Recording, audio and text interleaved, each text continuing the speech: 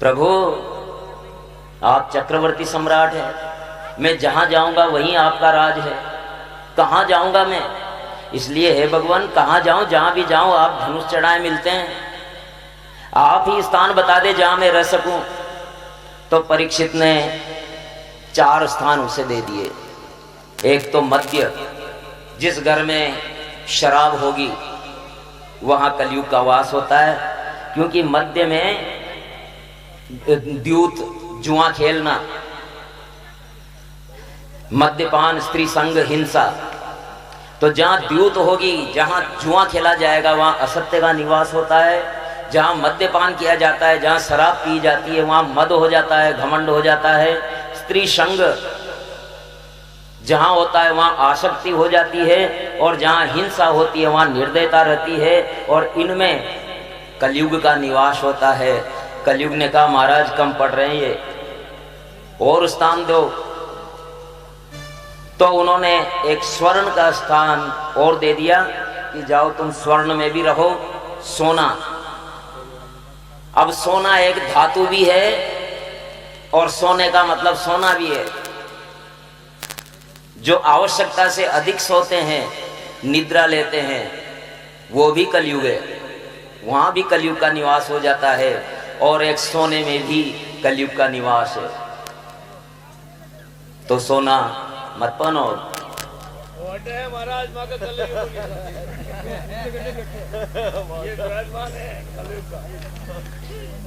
तो अब इनके पक्ष की तो बात करनी पड़ेगी,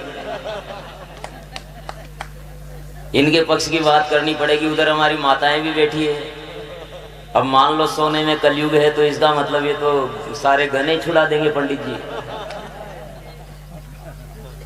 तो इसमें एक गली ये निकली है कि सोने में कलयुग है, लेकिन जो न्याय संचित सोना होता है, खरी कमाई, खरे पसीने का जो खरीदा हुआ सोना होता है, उसमें कलयुग नहीं है।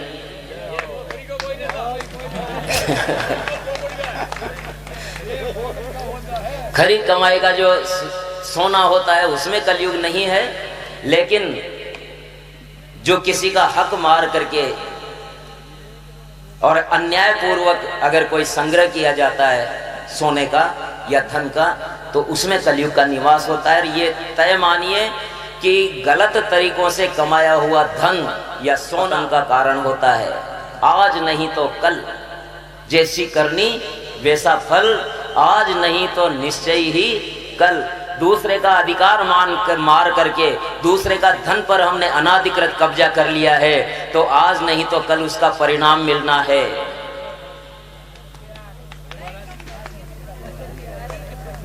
क्योंकि बहुत सारा धन हमने इकट्ठा कर लिया, तो कल तुम्हारा बच्चा जवान हो रहा है, जैसे ही जवान होगा और जैसे वो धन आया है ना, जुआ खेलने लग जाएगा, दारू पीने लग जाएगा, इधर वेश्याओं में जाने लग जाएगा, ये हो गया तुम्हारा सपाटा। तो इसीलिए कहते हैं कि पूत कपूत तो क्यों धन संचय, और पूत सपूत तो क्यों धन संचय। अगर पूत सपूत है तो धन संचय की कोई आवश्यकता नहीं, वो कमा लेगा। और अगर पूत कपूत है तो तुमने जो कमाया वो सारा का सारा मटिया मेट कर देगा धुंधुकारी की तरह। तो क्यों कमाना है? इसलिए इसका भाव यह है कि पुत्रों के लिए धन इकट्ठा मत करो, उनको संस्कार की समृद्धि दे दो, संस्कार दे दो। अगर उनको संस्कार मिलेंगे अच्छे, तो वो अपने आप ही सब कुछ कमा लेंगे। और अगर संस्कार नहीं है तो कितना ही धन इकट्ठा कर लो, वो नालियों में ही बहाएंगे। इस प्रकार कलयुग को ये 5 स्थान मिल गए। अब एक बार परीक्षित ने अपने कोठार में जाने की इच्छा जताई, तो जो दाभाई होते हैं कोठारी, वो कहते हैं कि महाराज आपको क्या, आपका खजाना आपके पास है, क्या करना है? कि नहीं नहीं नहीं, मुझे देखना है मेरे पास क्या क्या है। तो खजाने के अंदर गए, भंडार के अंदर, वहां जाकर के देखते हैं बड़े बड़े ढेर लग रहे हैं, मुक्ता, माणिक, हीरे, मोती, जवाहरात, और उन सब के बीच में एक सुंदर सिंहासन पर एक बड़ा भारी सोने का मुकुट रखा हुआ है। परीक्षित ने कहा कि महाराज ये आपके काम का नहीं है, इसको कभी आपके दादाजी ने भी नहीं पहना था? कह रहे उन्होंने नहीं पहना तो क्या हुआ, मैं तो पहनूंगा, किस लिए है ये, निकालो इसको बाहर। बाहर निकाल लिया। कोठार से बाहर निकलते समय उनके मन में यह था कि चलो दरबार में बैठेंगे और लोक कल्याण के निर्णय लेंगे, लोक कल्याण के फैसले लेंगे। और ये सोच करके वो आए, अपने रनिवास में आकर के तैयार हुए। सबसे अंत में मुकुट रखा, वही जैसे ही मुकुट रखा और दरबार में क्या जाते हैं, रोजाना ही जाते हैं, आज तो चलो शिकार खेलना। जैसे ही वो मुकुट माथे पे रखा, चलो आज तो शिकार खेलने चलते हैं, क्या है रोजाना ही दरबार में तेली के बेल वाली जिंदगी। ऐसी बुद्धि खराब होती है ना जब कलयुग माथे पर बैठ जाता है। तो जंगल में निकल गए, बड़े जानवरों को मारने की कोशिश की। घोड़े पर थे, लेकिन फिर भी घोड़े पर भी थकान आती है। थके मांदे भूखे प्यासे समीक ऋषि के आश्रम पर आ गए। ऋषि अपने ध्यान में तत्पर थे, अपने परमेश्वर के ध्यान में तत्पर थे, बाहर की दुनिया से बिल्कुल कटे हुए थे। उनको ध्यान ही नहीं था कौन आ रहा है कौन जा रहा है। लेकिन परीक्षित के माथे पर कलयुग सवार था। उन्होंने सोच लिया मैं चक्रवर्ती सम्राट, ऋषि तुम्हारे यहाँ चक्रवर्ती सम्राट महाराज परीक्षित आए हैं, पानी पिलाओ। समीक ऋषि ने सुना नहीं तो जवाब क्या मिलता, लेकिन परीक्षित ने यह समझ लिया कि ये मेरी अवहेलना कर रहा है, मेरा अपमान कर रहा है। एक छोटे मोटे इस सन्यासी की जो नंग धड़ंग रहता है, कई कपड़े तक नहीं है पहनने का, एक चक्रवर्ती सम्राट का अपमान कर रहा है। और भाग से पास ही एक मरा हुआ सांप था, सेल से उठाया और उनके गले में डाल दिया और चला गया। इधर किसी बच्चे ने देखा जाकर के, और कौशिकी नदी के तट पर जहां इनके पुत्र श्रृंगी ऋषि बालक श्रृंगी खेल रहे थे, वहां जाकर के कहा कि अरे किसी ने तुम्हारे पिताजी का अपमान कर दिया है। और सुखदेव श्रृंगी ऋषि ने बड़ा कष्ट किया, बड़ा क्रोध हुआ, कौशिकी नदी का जल हाथ में लिया और कहा कि जिस किसी राज शक्ति ने इस ब्रह्म शक्ति का अपमान किया है, उसे आज अगर दंड नहीं मिला तो ये हावी हो जाएगी और पूरे जगत का अनिष्ट होगा। इसलिए मैं उसे शाप देता हूँ कि जो सर्प उसने डाला है, आज के 7वें दिन यही तक्षक उसे शाप डस लेगा और ये सांप के डसने से मर जाएगा।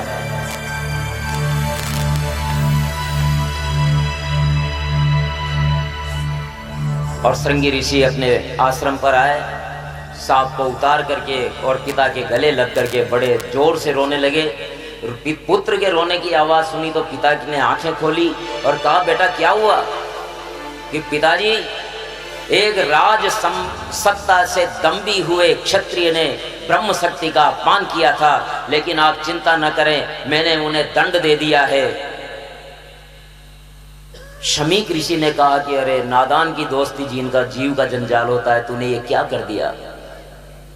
अरे परीक्षित ने पता नहीं किस बात में होकर के कोई हो गई होगी, गलती हो जाती है कभी कभी, लेकिन ये हजारों वर्षों में कोई एक ऐसा राजा आता है जैसा परीक्षित है। तूने ये अच्छा नहीं किया, और राजा के न रहने पर जो डाकू चोर आदि का उत्कर्ष होगा उसके लिए भी हम ही जिम्मेदार होंगे। तूने ये क्या कर दिया? और अपने शिष्य को भेजा परीक्षित के पास। परीक्षित ने जैसे ही अपने महल में जाकर के वो मुकुट उतारा, उसने कहा कि ओहो मैं ब्राह्मण भक्त, पांडवों का वंशज, और मुझसे आज ब्राह्मण का अपराध हो गया, मेरा एक कैसा कल्याण होगा। अब मुझे लगता है कि वो सन्यासी मुझे शाप दे दे तो बहुत अच्छा। और इस प्रकार वो बड़ा पश्चाताप कर रहे थे। इस प्रकार ऋषि कुमार ने शाप दिया है, ऐसा समाचार उन्होंने समीक ऋषि के एक बालक शिष्य ने दे दिया। समस्त आसक्तियों का त्याग करके, मुनियों का व्रत स्वीकार करके, और सुखदेव वहाँ गंगा के किनारे आकर के अनशन व्रत महाराज परीक्षित ने ले लिया है।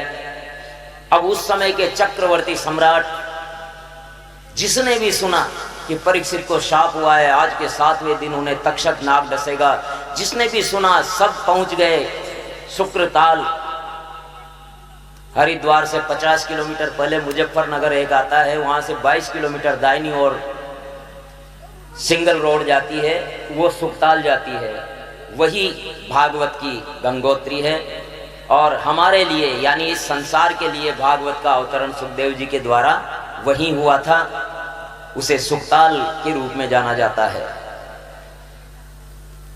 जिसने भी सुना वहां और वह जहां भी गए वहां एक ही बात कहा कि मेरी मृत्यु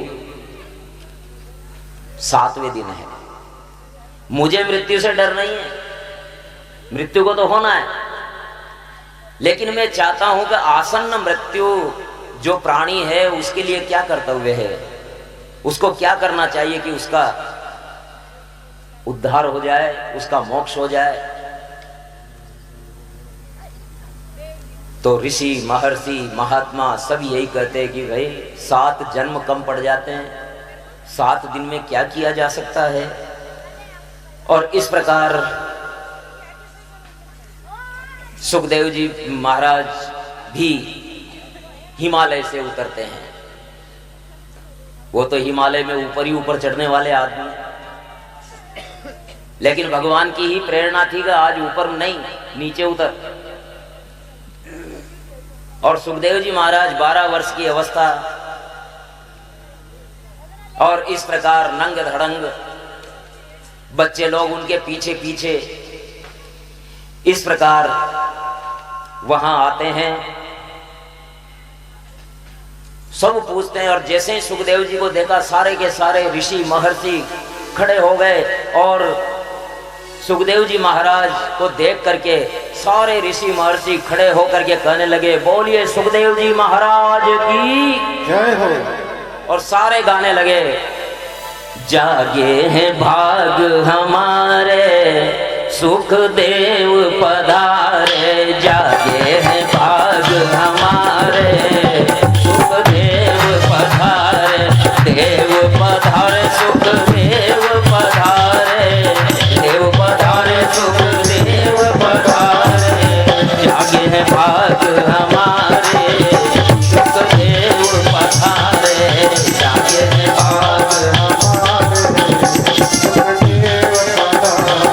देव पधारे सुखदेव पधारे, पधारे सुखदेव पधारे, देव पधारे सुखदेव पधारे, देव पधारे सुखदेव पधारे, जागे हैं भाग हमारे सुखदेव पधारे, जागे हैं भाग हमारे सुखदेव पधारे।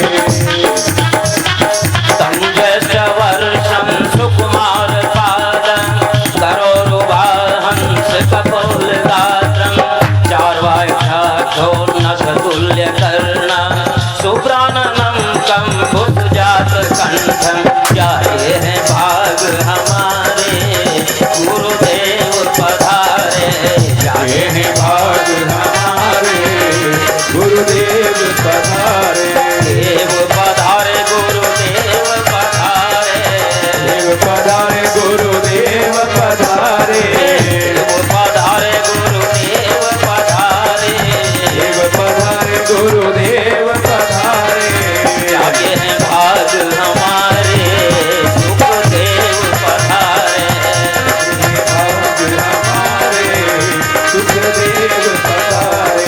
सुखदेव जी को सबने प्रणाम किया। परीक्षित भी आकर के उनके चरणों में अपना मस्तक रखते हैं, पूजा करते हैं सुखदेव जी की और कहते हैं, गुरु ब्रह्मा गुरु विष्णु गुरुदेव महेश्वर, गुरु साक्षात् पर ब्रह्मा तस्मै श्री गुरवे नमः, तस्मै श्री गुरवे नमः। यह भाग हमारे गुरुदेव पधारे, गुरुदेव पधारे, देव पधारे गुरुदेव पधारे,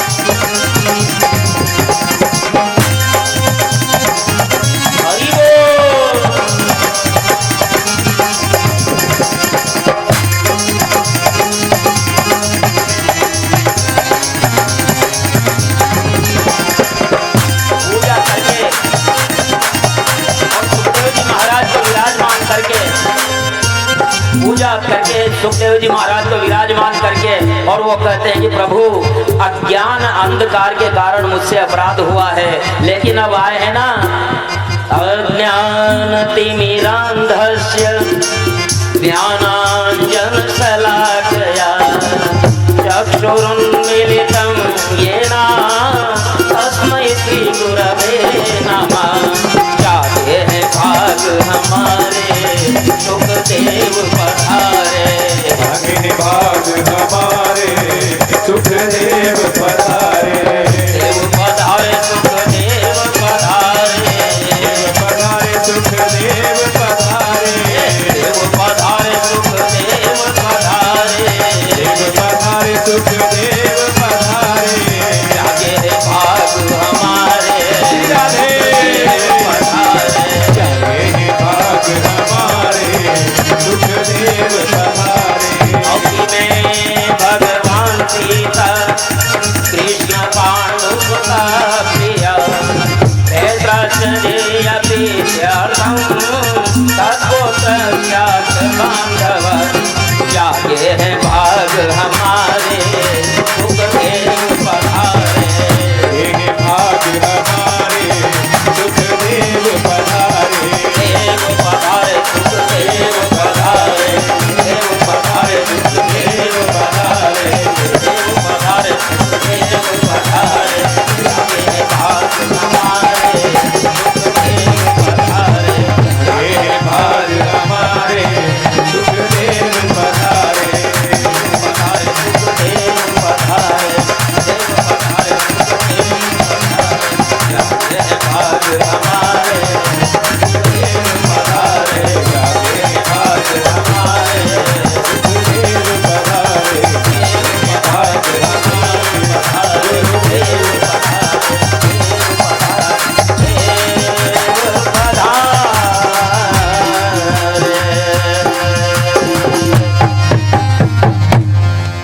बोले सुखदेव जी महाराज की, भागवत भगवान की। ऐसे ही कर्म प्राणी को करना चाहिए, केवल मौत आने पर नहीं, जन्म उसके साथ ही वही काम करते रहना चाहिए। द्वापर के अंत में वेद तुल्य भगवान की भागवत का अपने पिता व्यास जी से मैंने अध्ययन किया। मेरी निर्गुण परमात्मा में पूर्ण निष्ठा है, फिर भी कृष्ण की मधुर लीलाओं का मैंने गान किया है। आत्म कल्याण से असावधान लंबी आयु पाने से तो अच्छा है कि ज्ञान पूर्वक 2 घड़ी बिताए जाए।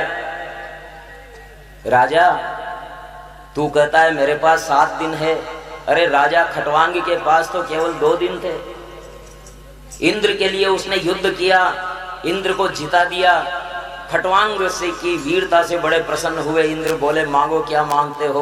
तो उसने कहा पहले ये तो बताओ कि मेरी उम्र कितनी बाकी है। मैं कुछ भी मांग लूंगा लेकिन मेरी उम्र ही नहीं हो तो उसका क्या करूंगा मैं?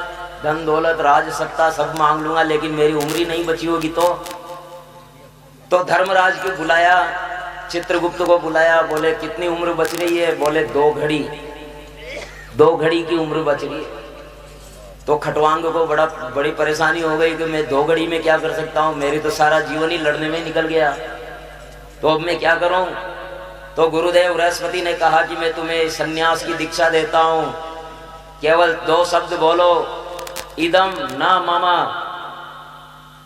बस इदम मम और इदम न मम। इदम मम ये मेरा है, बंद गया, और इदम न मम ये मेरा नहीं है, इसका मतलब मोक्ष हो गया। मैंने इस संसार से सन्यास लिया है। ये मन से भावना हो जाए कि इस संसार में मेरा कुछ भी नहीं है, मैंने सन्यास लिया है, मैं केवल परमेश्वर का हूं, परमेश्वर मेरे हैं, बस हो गया मोक्ष। सुखदेव कहते हैं कि ब्रह्मांड शरीर में जो विराट पुरुष विद्वान है, भगवान है, संपूर्ण प्रकृति, नदी, पहाड़, सागर, 7 लोक इन्हीं विराट पुरुष के अंदर है। भगवान के विराट स्वरूप का दर्शन करवाते हैं सुखदेव जी महाराज। प्रकृति का वर्णन, प्रकृति का वर्णन करते हैं, ब्रह्मांड का वर्णन करते हैं। ब्रह्मांड कैसे बना, कहां से आया, किस प्रकार। फिर राजा परीक्षित सृष्टि विषयक प्रश्न पूछते हैं। परीक्षित ने कहा कि भगवान, सुखदेव जी महाराज ने कहा कि मैं तुम्हें वो संवाद सुनाता हूं। बोले कौन सा? कि जो मैत्रेय जी और विदुर जी के बीच में समागम हुआ था। बोले भगवान, ये मैत्रेय जी से विदुर जी कब मिल लिए? तो सुखदेव जी ने कहा कि बात लाक्षागृह के कांड के समय की है। भगवान अंतिम प्रयास के रूप में पांडवों के पास गए थे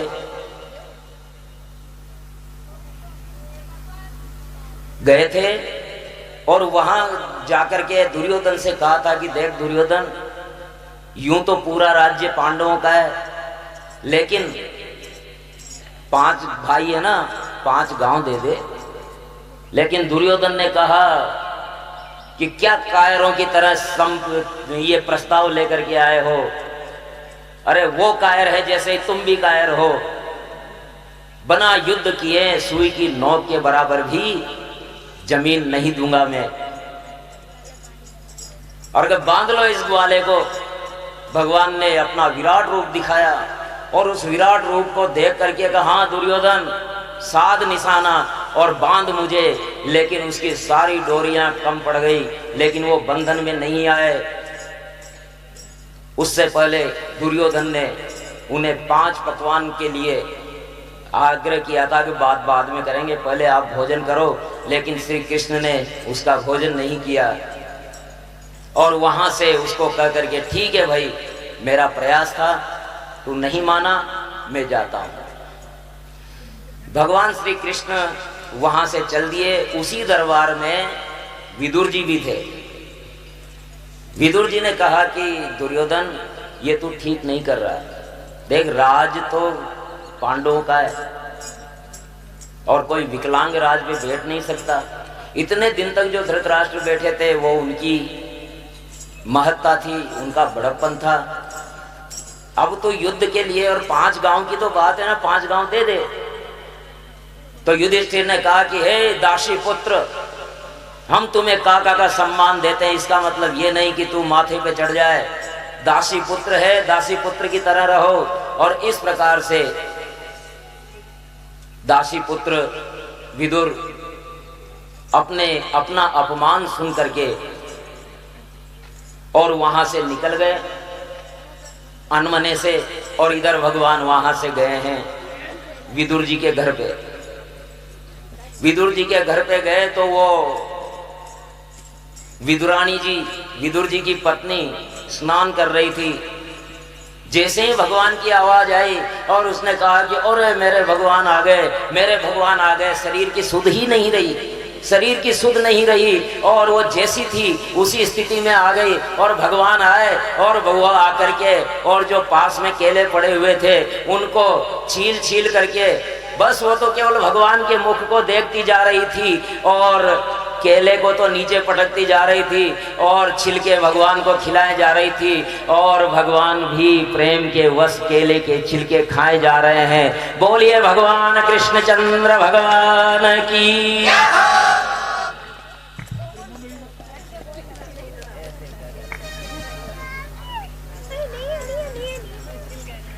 और इस प्रकार से बड़ा आनंद, केला स्वयं खाए जा रही है और छिलके भगवान को खिलाए जा रही है। और इस प्रकार से बड़े आनंद से भगवान श्री कृष्ण प्रेम से ही रीझते हैं।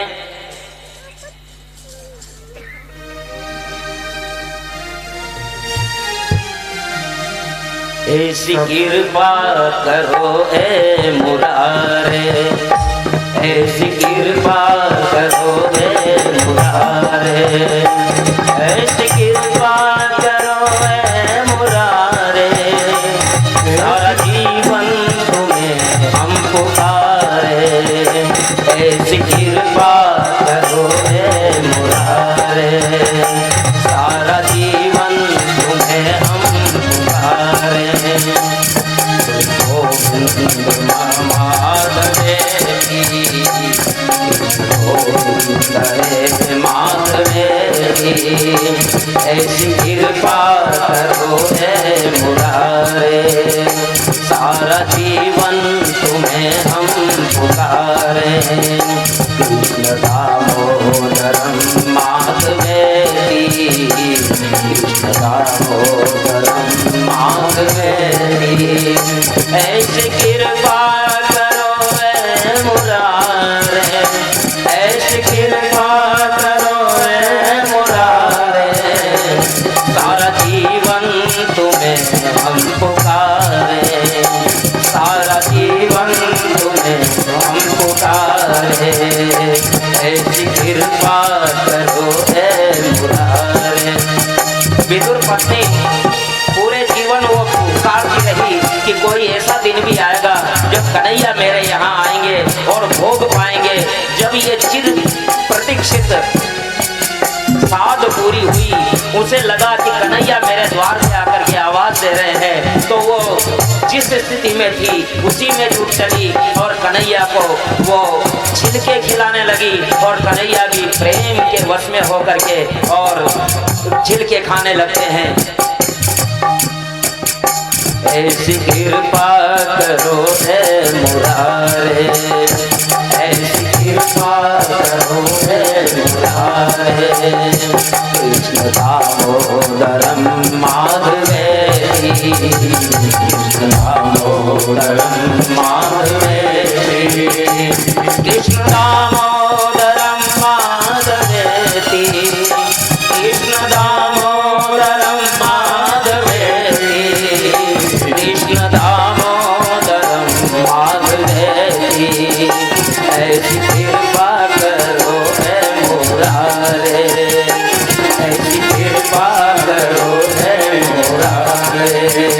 कृष्ण दामोदरम माधवेति, कृष्ण दामोदरम माधवेति। नमः परस्मै पुरुषाय भूयसे, नमो परस्मै पुरुषाय भूयसे। सबुद्भवस्थान निरोध लीलया, गृहीत शक्ति तयाय देहिनां। अंतर्भवाय अनुपलक्ष्य वर्त्मने, ऐसी कृपा करो हे मुरारे, ऐसी कृपा करो हे मुरारे। सारा जीवन तुम्हें हम पुकारे, कृष्ण गोविंद हरे माधवेति, दामोदरम माधवेति, कृष्ण दामोदरम माधवेति, कृष्ण दामोदरम माधवेति, कृष्ण दामोदरम माधवेति। ऐसी कृपा करो हे मुरारे, ऐसी कृपा करो हे मुरारे। सारा जीवन तुम्हें हम पुकारे, कृष्ण दामोदरम